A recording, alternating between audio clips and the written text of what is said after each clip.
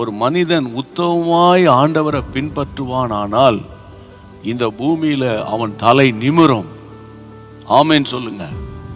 அப்போ ஆமேன் சொல்லிட்டு போயிடக்கூடாது. What about your situation? அதானே இன்னைக்கு ரொம்ப முக்கியம். கர்த்தருடைய பிள்ளைகளை, இப்போ பணம் சம்பாதிக்கிறோன்னு சொல்லி வீடு வாங்குகிறோம், கார் வாங்குகிறோம், மோட்டார் சைக்கிள் வாங்குகிறோம், ஃப்ரிட்ஜு வாங்குகிறோம், அதை இதை கழுத குதிரை எல்லாத்தையும் வாங்குகிறோம்.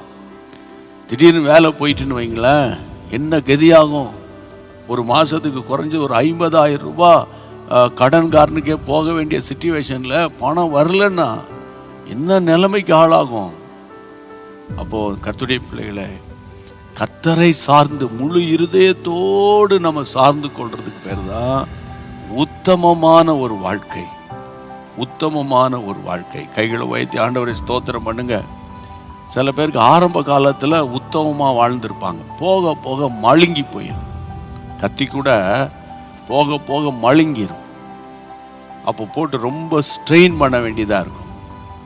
அப்போ கர்த்தருடைய பிள்ளைங்க, நீங்கள் நல்லா டெய்லி ஜெபிச்சுட்டே இருந்தீங்கன்னா உங்கள் ஜெபமே நீங்கள் த வே ஆஃப் ப்ரேயர் இருக்குல்ல, ரொம்ப வித்தியாசமாக இருக்கும்.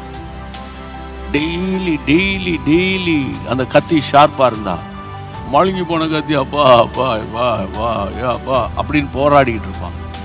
இங்கே ஒரு வசனத்தை வாசிக்குங்க.